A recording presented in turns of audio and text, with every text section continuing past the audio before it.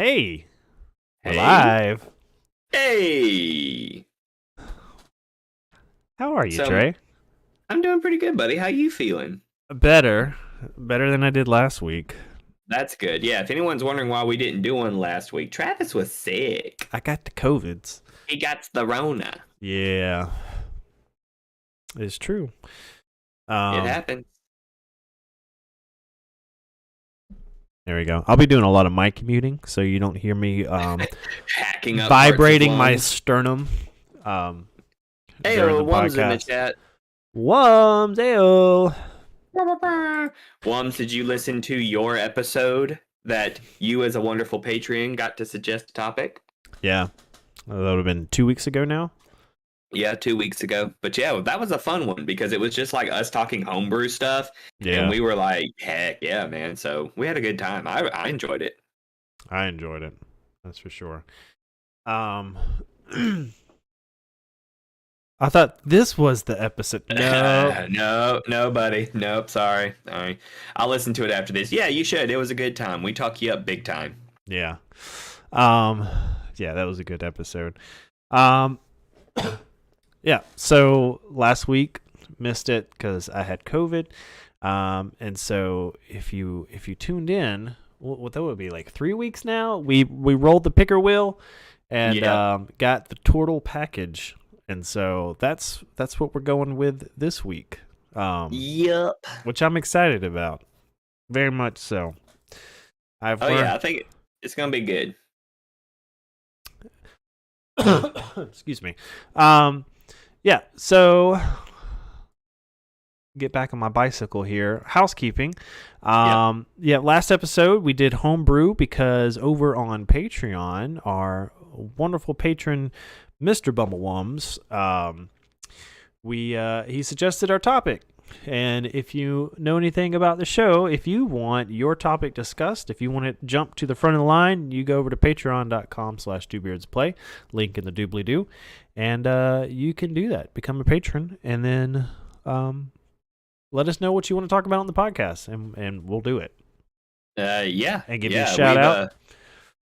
We've revamped the Patreon. It's all different now. So It is. you There's guys some should go fun check out tiers. the new stuff. Yeah. Yeah, I'm excited for that.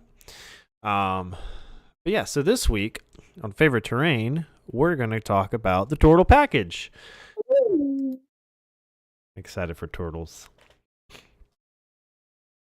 Teenage Mutant Ninja Turtles. I was wondering how many people like really made a campaign where they role played as the Ninja Turtles. How many Oh, yeah, people in the world do you think that happened to? Oh, tons. Like you got to remember D&D's for us 80s and 90s kids before it was for anybody else, and we were high on some TMNT back in the day. Yeah. Like No. I know I watched the Teenage Mutant Ninja Turtles a lot. Oh yeah. I would have my retirement if I still had all the 80s Oh my God, action yes. figures from the Ninja Turtles. The turtles, the bad guys, the vehicle, like all of it. One said favorite turtle. Michelangelo, is that the orange one? I think so. It's been a long time. I Yeah. think mine was Donatello, the one with the bow staff. Yeah. But let's be honest, Master Splinter is the best one. Yeah. Yeah. Have you played the new Shredder's Revenge or the new Ninja Turtle game that came out that replicates like the old arcade style? No, I did not know this was a thing. It's on Game Pass. Yeah, like it is phenomenal, and like up to 8 people can play at one time. That would be if you still got Game Pass, that would be an excellent like me and you hop on and just like shoot the breeze. And We just got rid of Game Pass. We had to consolidate. no, I get it. But maybe if we get some patrons, we'll just start buying games. Because I tell people, like, hey, you want us to play this thing? Great, become a patron, give us the money for it, and we'll do it. We will do it. Like, we don't have any hang-ups about pandering to what people want to see. I want to see y'all play this. Get it for us. We will do it. Exactly. Yeah. Unless it's just incredibly, incredibly vulgar and not family-friendly at all, we'll figure it out, man. I did a Plague's Tale on this channel, you know, like we will make it happen. Okay. This second one's coming out, I think, in October. I heard, yes. I'm thinking of doing a playthrough of it if I can get a hold of it, because I'm like, I enjoyed that game. I like a good story-driven game. One said they've been killing it with the retro beat 'em ups the last few years. Man, I mean, sometimes that's all you want in a video game. Yeah, I remember growing up, I had, of course, I played the arcade one. I remember the arcade one was at a Mazio's Pizza back home, and my mom used to take me like every Friday to get like a large pizza and some cheese sticks and then like a handful of quarters, and I'd play Mortal Kombat and Teenage Mutant Ninja Turtles, and You were out of money. yeah, but I had for the NES, and this is my favorite Ninja Turtles game, the Manhattan Project. It was like the second or third one. Anyway, and it was just like the arcade one in the way that it played, but it was so much fun.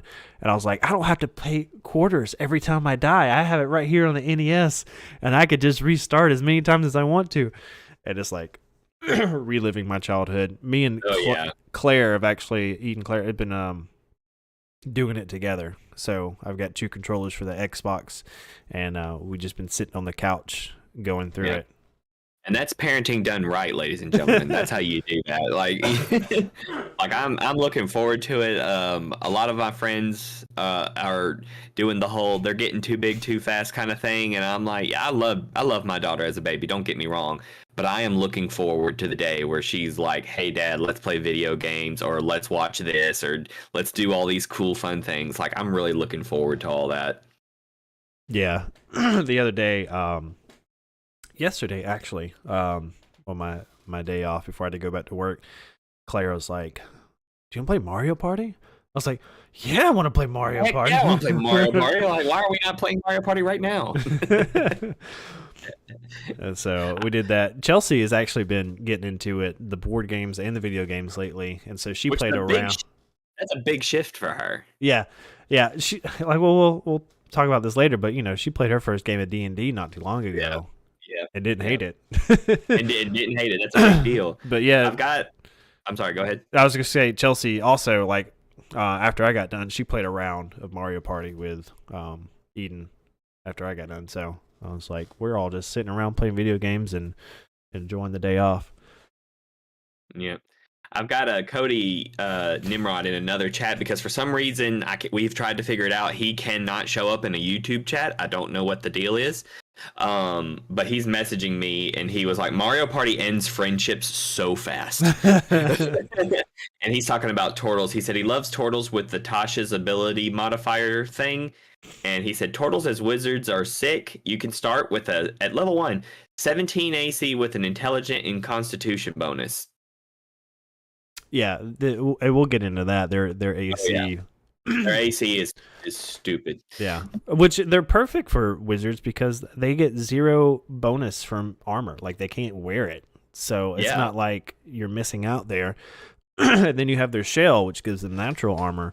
And that may even be more about the Tortle race that we can talk about, because you and I were talking right before we got started that we're covering the Tortle package, which is a little bit different from the actual race. The Tortle package, while it was the initial introduction to the Tortles as a race in D&D for 5th edition, the Tortle package, the book, actually covers a lot of lore for the Tortles as a people. Yeah. And we're going to be focusing more on the lore. And I would like to say, after reading this, like, I read the whole package thing, we need a package for, like, every race. I agree. I want more race lore. Like, I want to understand where they came from, why they're here, what they're doing, what's their motivations. Mm-hmm. Like, I learned so much about the Tortles reading this. I was like, this is so cool. Yeah, and this is stuff I can, like, implement into my world whenever I do Tortles or whatever.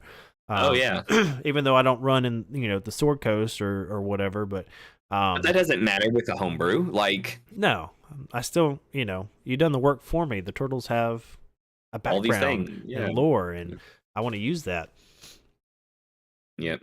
Cody said Tortle package was was a supplement basically for the Tomb of Annihilation, like because Tomb of Annihilation takes place on Chult, and we'll get into what Chult is and all that stuff.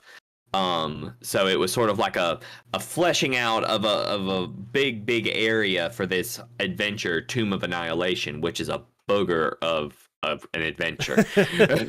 I'm just gonna go ahead and let you know that. But I totally agree. Like getting a little supplemental package like this for every race would be great, because one of the things we're running into with 5th Ed now is like a lot of us are like, what's canon and what's not anymore, because us old D&D heads remember like 3rd edition and on, and then some of us go even farther back.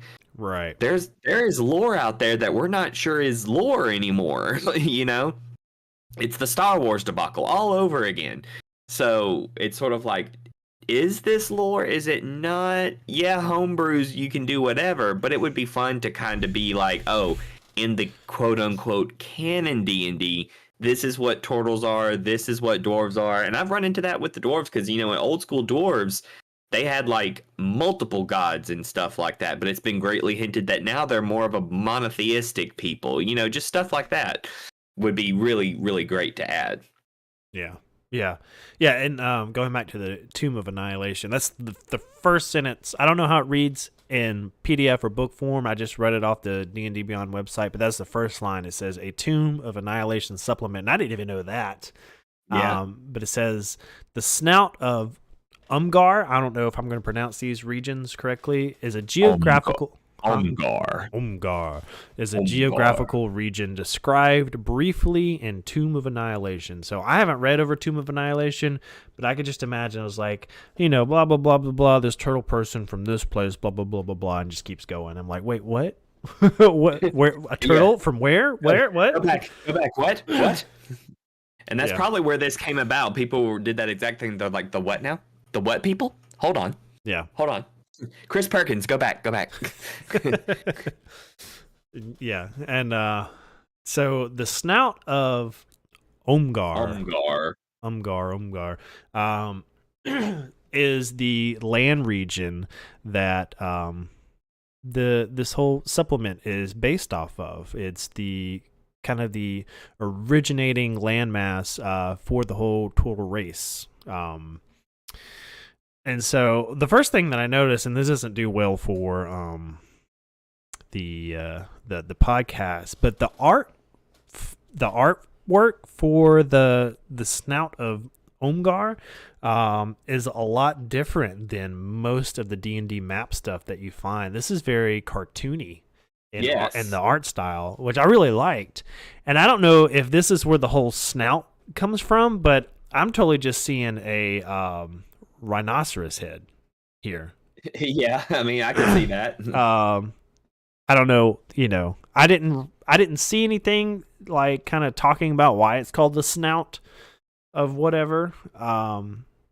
But just kind of glancing at it, it's got like the whole front head and then like this horn that juts out at the top.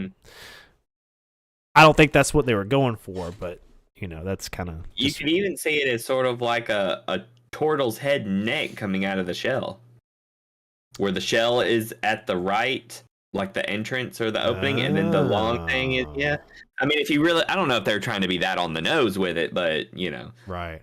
I would also be interested to, when we get to our Tomb of Annihilation episode, because Tomb of Annihilation is on the picker wheel, actually seeing on that map where the snout of Umgar is, you know. Because you see this landmass on this map, and like you said, it's kind of more cartoony and fun, a little more tropical and light. But how big is that in comparison to the continent of Chult? You know what I'm saying? Yeah. Yeah, and it talking about that landmass, I'm going to read something here briefly. The snout of Umgar was once a peninsula, but upheaval wrought by the spell plague broke off the tip of the peninsula, creating an island separated from the mainland Chult by a narrow strait. When the separation occurred, turtles living in the vicinity claimed the island as their domain. The strait provided a natural defense against aggressive mainland predators. So I'm not familiar with like proper D&D canon, geography, lore, and stuff. So I don't know, like which part of Chult this broke off of. And Well, I don't know what the spell plague is either. I don't know if you do. Or... Oh, I do know what the spell plague is. Okay. Feel free Cody to enlighten me. Oh, I will. Cody said that the snout of Omgar is on the northeast, off the northeast coast of Chult. Okay. Yeah, Tomb of Annihilation. All this takes place around the continent of Chult, and Chult is like a jungle area. And the big thing about Chult is that they even said, like officially, when you're playing on Chult, the continent of Chult is probably trying to actively kill you. It's not like, oh, we survive. Like, they actually have mechanics where it's like you've got to lean into this to give it a true Chult feeling. Because we're kind of running Tomb of Annihilation with Cody doing the dungeon mastering. He's dipping into that foray. So we're doing that, and one of the things we constantly have to make sure that we do as players is we gather fresh rainwater and boil it and make sure it's safe, because you can't just drink any old water. So there's all these big, heavy survival mechanics, and the spell plague is what they have noticed on Chult is that something has gone haywire with magic. And a lot of people are coming back as zombies just because. And they're not working like normal zombies, That's just sort of like a Walking Dead zombie apocalypse situation where we're still okay. We keep them at bay because zombies are zombies. But when someone dies, they get up. Or if anything dies, really, it comes back as a zombie. So there's a lot of that going on as well. I don't know how much of that plays into the Tortle package and the Snout of Omgar, but yeah, that's kind of the idea of what the spell plague is got going on. And I see Cody is typing, so I'm sure he will chime in here in just a little bit. Yeah, I pulled up a map of Chult, and I found the Snout of Omgar, and it is actually at the very bottom. So I would say more southeast of the whole continent.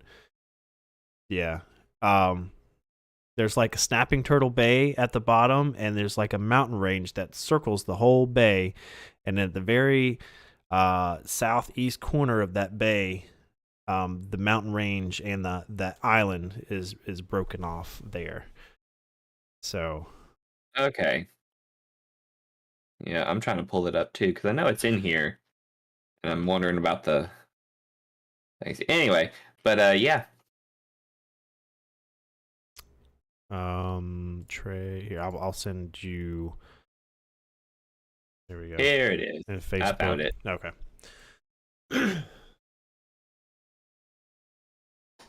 Okay, so that's the spell plague. Stuff dies and then comes back animated no matter what. Yeah, pretty much. And like I said, it's not just like humans, it's everything. And that's like current day Chult, like that's like happening right now. That's an issue. Yeah, that's the idea. And Cody threw in resurrection magic is also not working. Oh. And it says no resurrection based magic is working, and all of those raised with magic are slowly dying. So if you get resurrected, you're basically now cursed and you're going to soon die. So there's something going on with that. Like, you become zombies, resurrection magic is jacked. So all that's going on, which takes a lot of the safety net out from players when you're talking about that kind of thing. It's like, well, if I die, we could, in theory, just resurrect me. In Chult, no, you cannot. Yeah. What about just plain healing magic? Is it effective? Healing magic does work. So it's not like they're just full on no healing, but it's like resurrection, high level stuff like that is kind of like, but yeah, that's the idea. Yeah. All right, cool. Well, I just got educated. Yeah. So Snout of Omgar, tiny island. So if you kind of think of it as a turtle's head or a rhinoceros's horn, The horn section, the very tip there. Let me pull the map back up. Here we go. Loading. So it's actually called High Horn. But but there's a little icon there of a man holding a horn, so maybe that's not related to my rhinoceros theory. Yeah. So you have some hilly terrain at the very top, but in the majority of that horn appendage coming off the island there is mostly jungle biome. And then so north you've got hills, jungle chunk there, and then when you go down south you get into those mountains that were part of that mountain ridge that was on the mainland. And from the map it looks like we've got some volcanic activity there, and lots of caves going on too. Just looking at the map, there's like a little river of lava that flows into the ocean. But go ahead, Trey. No, I was going to say, the terrain for being a small island is very diverse. So it's sort of like, if you want to set a campaign here, it's kind of got a bit of everything. Like, you don't have to get into this huge sweeping landscape continent kind of stuff, which could be intimidating. You're like, here is an island, and it has all of these things that we can use. Yeah. Because if you notice on the map that you pull up on D&D Beyond, not a sponsor, but they should be, it uses hex grid. Like, that's another signature of Chult, is that they use hex grid stuff, and the hexagons are quite large, so that gives you an idea of how the size of this thing. Yeah, it's not a very big island at all.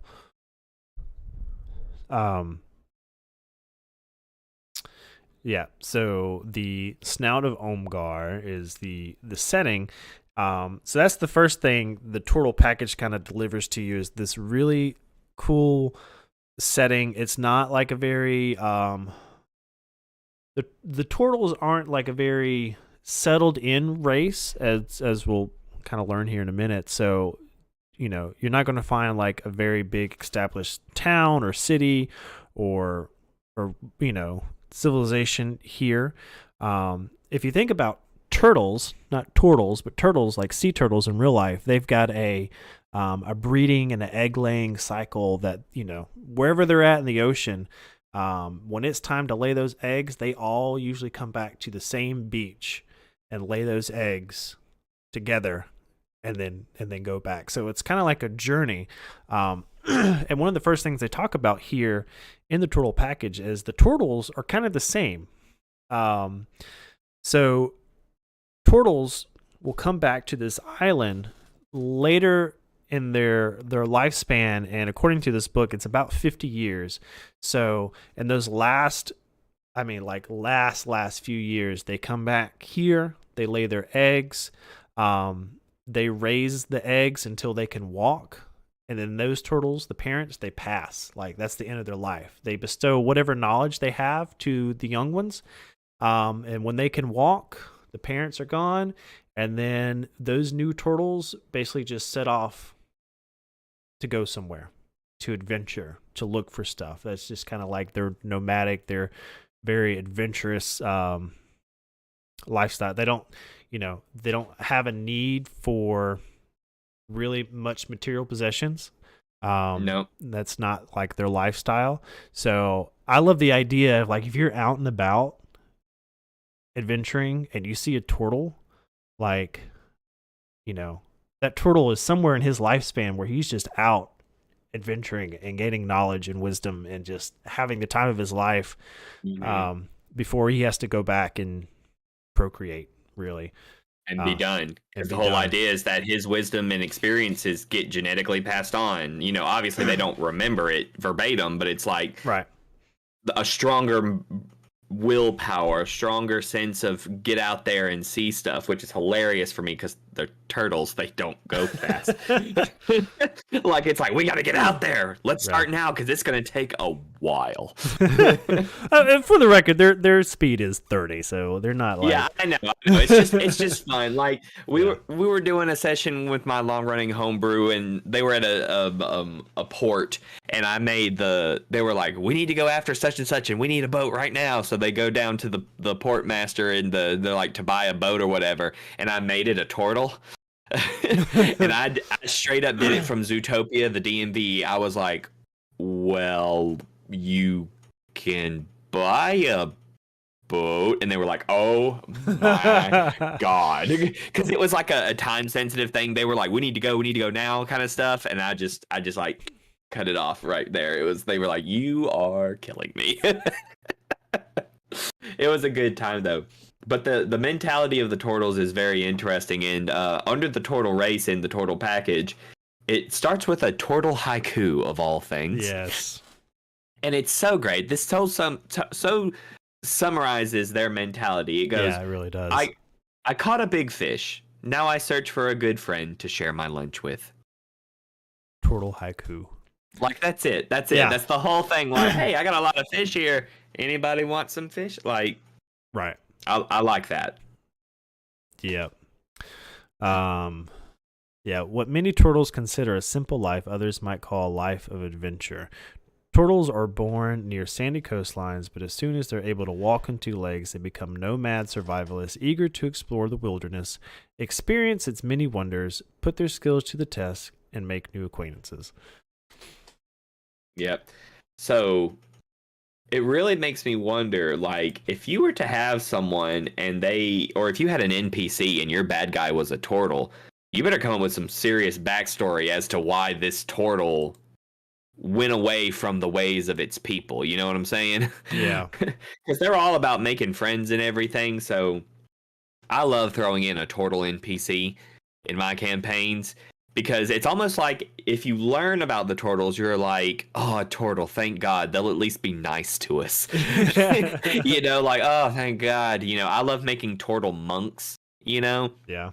Just the idea that they're very chill, one with nature, hanging out, having a good time, trying to figure it all out, man. Very laid back creatures. Yeah. Yeah.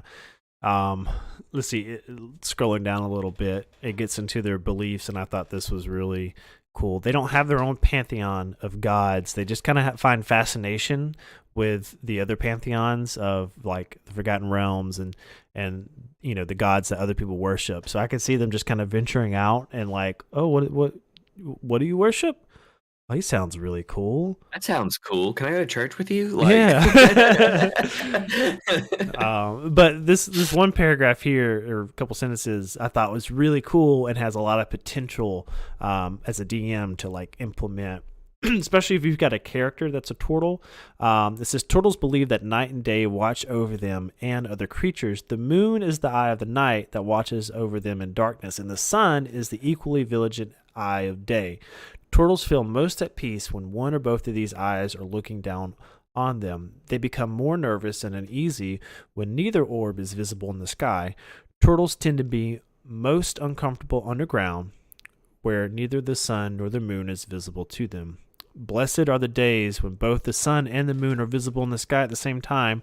Turtles often choose such days to leave their homes and begin a wilderness expedition or perform some other task they know to be dangerous. That is really cool. Yeah.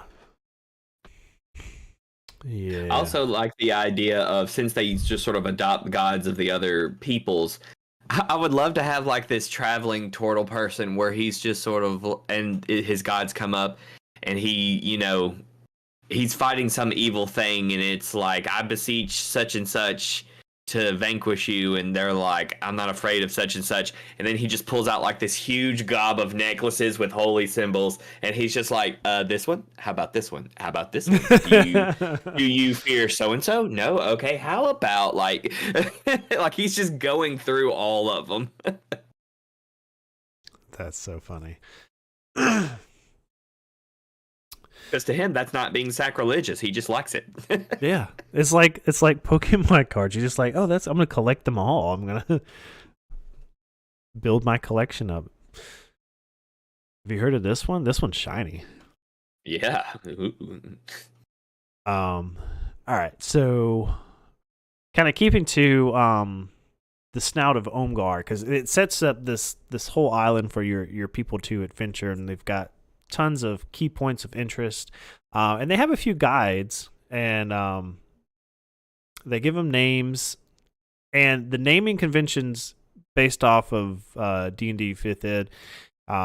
It says turtles prefer simple, non-gender specific names that are usually no more than 2 syllables. So a few examples: Baka, Damu, Gar, Gura, Ini, Japa. Kind of give you an idea of the naming conventions there.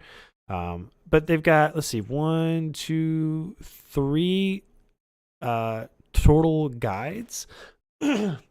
And they're kind of established in different areas on the island, and they give them a little backstory of what this turtle's like and what. So whenever your team or your party comes into the island, depending on which part of the island you come into, as a DM, you can use this guide to kind of give the party some direction and reference to where they're at and what to do next. Kind of Yeah. Also, under the turtle names, it says if a turtle doesn't like its name for whatever reason, it can change it. Yeah.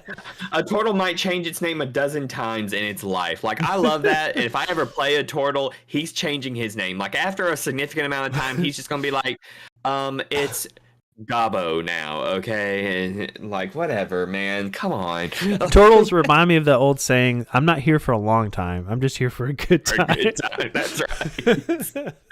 They're the best. Man, if you could get a turtle druid of the circle of the spore, man, just lay back, take it easy. Change my name when I feel like it, Holmes. Who are you? We're all somebody, man. And they're just like, oh my gosh, this guy. Yep. Yeah. So it lays out the guides that you can kind of use as a DM to help your party, and then it just goes into exploring the island, and that's all the rest of this little supplement. All the different areas. We won't go through it, but I do like the names of these things, and it's very, what's the word I'm looking for here? Like tribalistic. Like you've got Highhorn, which is you mentioned earlier, but then you've got just like the Geonude Caves, the Mud Pits of Florb, Shrine of Things. Like it's just very straightforward stuff. And I'm sure they all have backstories, but we're not going to get into every single location. Right. Much like we did with Curse of Strahd. We're not getting into every single location. We encourage you to go and check it out for your stuff. But they do have new animals as well, so there's more of those kinds of things. And it does say that there are cannibals on the island, I just saw. Yeah. So... Yeah, it goes into that exploring the island. It's got them all listed. And then one of my favorite things as a DM is when you get your random encounter tables. Oh, yeah. And so, because it's a very wild island. Like I said, you're not going to have because of their lifestyle, they haven't like established a big city. They've got a small little community where they come and lay their eggs, and then the eggs grow up and leave. But the rest is just kind of they're starting. It's like the starting zone of an MMO. Like the new turtles go out level 1 and start adventuring in the nearby area, and then once they get a little stronger, they can leave the island and the tutorial island and go out and explore the rest of the world. I would even love to have it to where like you start on the south end of the Snout of Omgar, and they just know it as the Snout of Omgar, and it's like, let's go, travel and see the Snout of Omgar. This is going to be great. And then they travel and travel and travel, and they get to the north end, and they realize, holy crap, it's an island. There's so much more land over there. Like, they don't even realize that their whole world is so small in comparison to what the world actually is. And that's sort of like the end of their lower level stuff, and they're just like, oh, dip. Like, yeah. But yeah, on that random pull it back up. Random encounters table. Cannibals are definitely on there. There's some more, not like full on dinosaurs, but there's some dinosaur like creatures on here. Just kind of give you the idea of the type of creatures.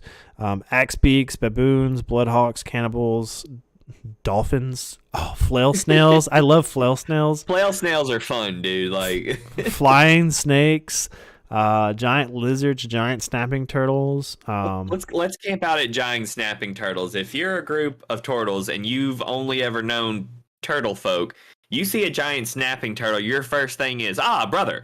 Like, why are you laying on your stomach? He's a jerk, and he just comes at you, and you're like, whoa, whoa, whoa. Yeah. Yeah, and there's some parts of the island where you'll be in water of some sort. And so with the random encounter table, you've got land and you got water sections. And so some of these only appear in water, like the dolphins, and then some appear in both. So the cannibals, you can encounter those on land or sea, which is a little terrifying. Yeah. Yeah, and there's some stuff in here that is not combat related for the random encounters, but I think if I remember correctly, you roll a d20. If it's 18 or higher, then you roll a d100 to see what the encounter is. So only 18, 19, 20 will give you an encounter. So they're not super common. Yeah. But it does ask you to roll 3 times per day. So morning, afternoon, and evening or night, depending on how your game's going. And that goes back to the whole Chult thing. Chult really focuses on don't sleep on your random encounters. Like, you're supposed to almost wear your players out. Like, we're trying to do stuff, but we keep getting jumped by XYZ, Yeah. I know on the Chult continent proper, where all the zombie stuff is happening, it's very frequent. Like, when we're playing it, Cody rolls constantly to see if we come across stuff. Sometimes it works out, sometimes it does not. And it's some of those things. Like, one time we got ran down by a Triceratops, but the Triceratops was just running from a zombie horde. And so we were like, this beast is attacking us, gotta put it down. And lo and behold, it was just trying to run away, and then it got up because it's now a zombie. Yikes. So yeah, it's stuff like that. But this seems pretty tame. Like, it's sort of like, this is the Snout of Omgar. We don't truck with all that really weird stuff. I'm wondering if somewhere in here it says that whole zombie thing applies to the Snout of Omgar, because it says all of Chult, supposedly. So yeah, everything that I've read, I didn't see any of that. But it might be something, because it does say at the very beginning, to use this, it assumes that you have the 3 core rule books, but also Tomb of Annihilation and Valos Guides to Monsters, because on some of these random encounter monsters, it's saying here a Chawinga, whatever, how you pronounce that, it says see Tomb of Annihilation. So a lot of these are coming from different books, for monsters and creatures and whatnot. It does have a few, like Trey said a minute ago, new monsters specific to this, but yeah. I love the name of the little community where the turtles come and lay their eggs. Ahoy hoy. Ahoy hoy. Ahoy hoy. I just saw that. Ahoy hoy. Yeah, it's got a map for that and that same cartoon. Did you ever watch Futurama? I caught episodes here and there. Did you ever see the episode where they have to take Zoidberg back to his planet for mating? Oh no, that sounds horrible. Well, if you don't know, Zoidberg is a lobster man, and so it's very like sea focused and lobster shellfish focused.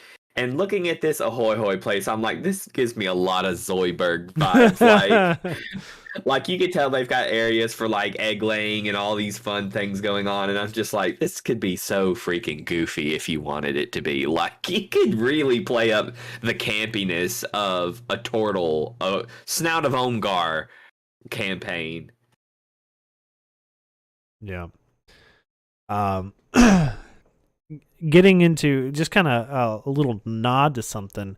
Like, we're not going to go into each little area and kind of tell you what's going on, but there is one area called the Shrine of Fangs, and correct me if on my pronunciation, but the Yontai, the snake people, I think it's Yanti, um, make an appearance here. There's a little section about talking snakes, awakened poisonous snakes, and so you'll see a little bit of that in here too. I think that's pretty cool.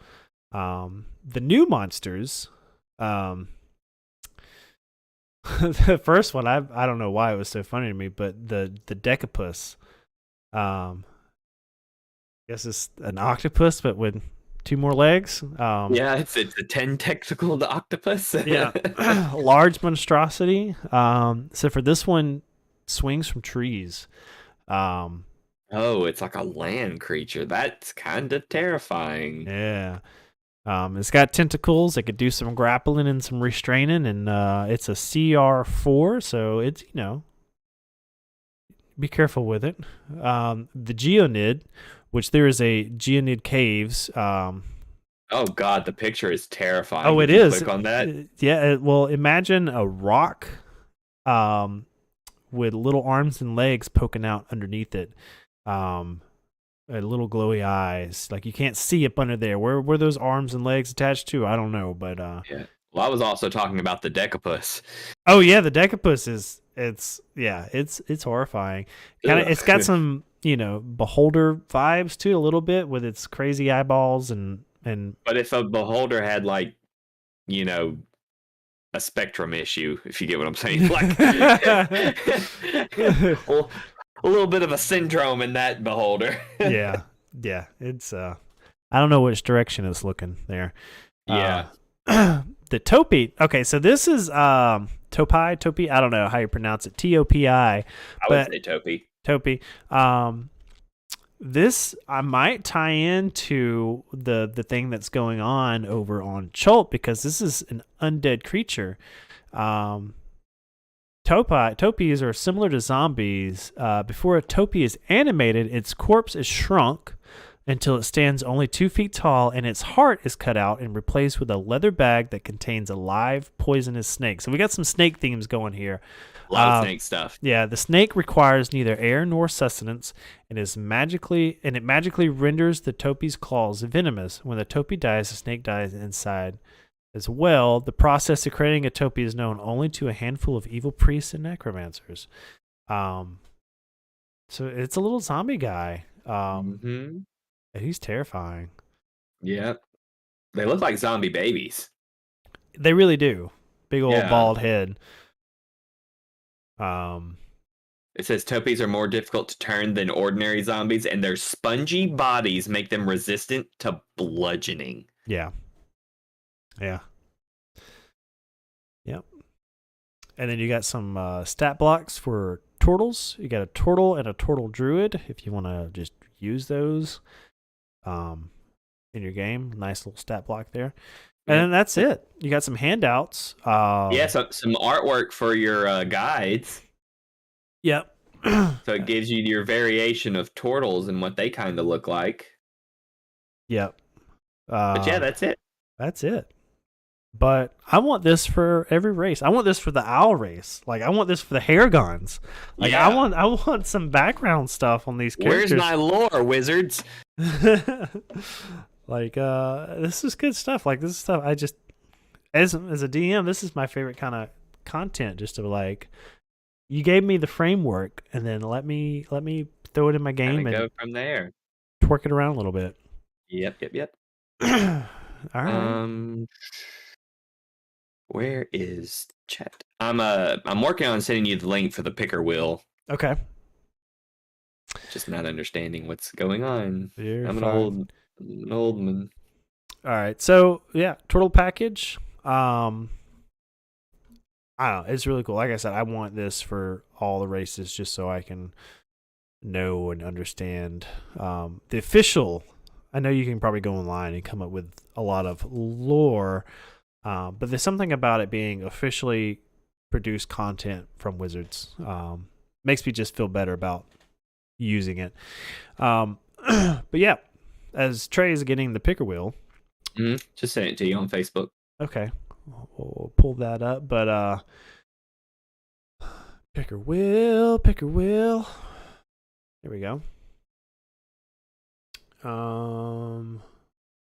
Is this even? Yeah, I'll put it on the stream. What's this? Ooh, oh, I didn't even have to adjust the size or anything. All right, cool. All right, so we got 128 topics here. Let's spin that wheel. Yep. We lose a few, but then we'll get an idea and we'll dump some more on there. Yeah. All right, what is this going to be? For next week. Curse of Strahd, we've already done that. High choice. Wait, what? I'm going to spin it again. Shouldn't have picked that. What are the odds? All right, what do we got now? Monster Manual. Okay, the Monster Manual. Wow, this one's vague. Yes.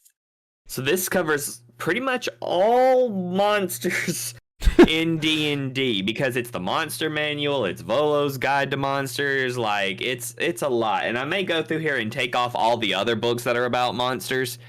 So we'll sort of do this. We'll sort of do this as like a wide net. Like we're going to cover anything and everything that has to do with monsters. Okay, I can roll with that because I like as a DM, as you run monsters have different mechanics depending on what level. So you get the higher level monsters, they've got like legendary actions and resistances, and then there's actually some mechanics that I've homebrewed and gotten from different sources that I feel like make monsters more interesting. So I think that'd be cool to talk about different monster mechanics and stuff and then using examples.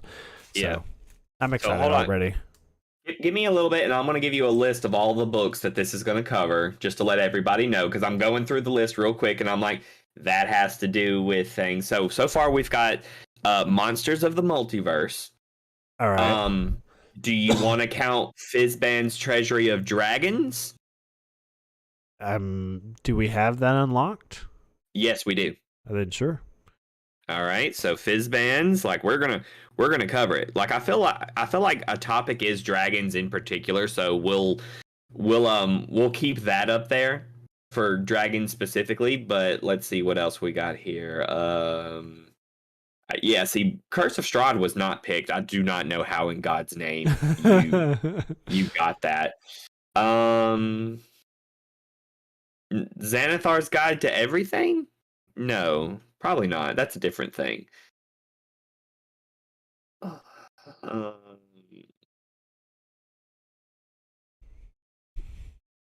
Volo's Guide to Monsters. We need to do that one.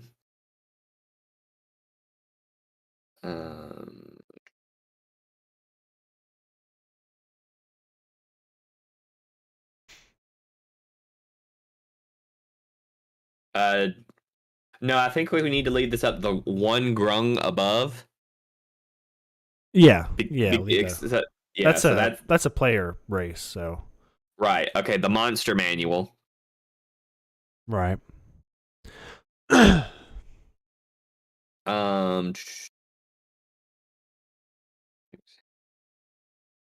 Mordenkainen's Fetish Folio, because that's about monsters. Yeah. A lot of this, and we'll get into the whole, because recently they've done the whole legacy versus the new stuff, yada, yada, yada. This is another good reason to kind of lump all this together.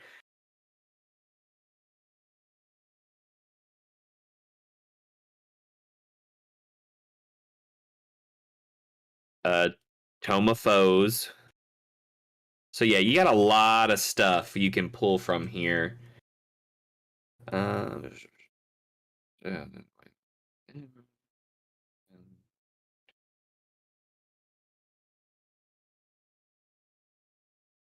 Yeah. Yep. I think that's pretty much it. All right. Well, it's been a good episode. Yeah. No. So if you guys would like for us to talk about something specific, I'm going to plug the Patreon. Today's sponsors, patreon.com/2beersplay. We've recently revamped it. There's some really cool stuff on there, and you should go check it out. If you're on YouTube right now, watching live or after the fact, there should be a link in the description, along with all of our other social stuff. So go find us on TikTok, Instagram, Facebook. I think there's a little shop in there that's got some cool T-shirts and merch and stickers and all that. And so go find us on Patreon and let us know what you want us to talk about. And we're open to, if you guys have suggestions, we can add it to the picker wheel. But if you want it first in line, that's the way to do it. So that's all I got. I'm going to go cough a lung up here in a minute. Yeah, sounds like a good time. Make sure you guys come back next week and tell us, your favorite monster, because we got a lot to cover next week. So we're obviously not going to be able to cover every single monster ever. So if you want us to talk about something specific, make sure you pop into the live stream and be like, hey, what about these? And we can be like, oh, yeah, those things, yada, yada, yada. Yeah, we'll stop and talk to you. Yeah. If you bring up stuff. All right. Well, it's good. We're out. Yeah, I'm good. All right. Till next time, join us right here Sunday evening, 7:00 p.m. Eastern Standard Time on Two Beards Play on YouTube. I'm tired. I'm gonna stop the stream now. We're not Eastern Standard Time. Yes, we are. We're Central, dude. Are we? No. Okay. Yes. I grew up Eastern Standard Time, so no, you grew up Eastern, so yeah, that's just stuck in my brain. Sorry. Central Standard Time. Bye. Yeah.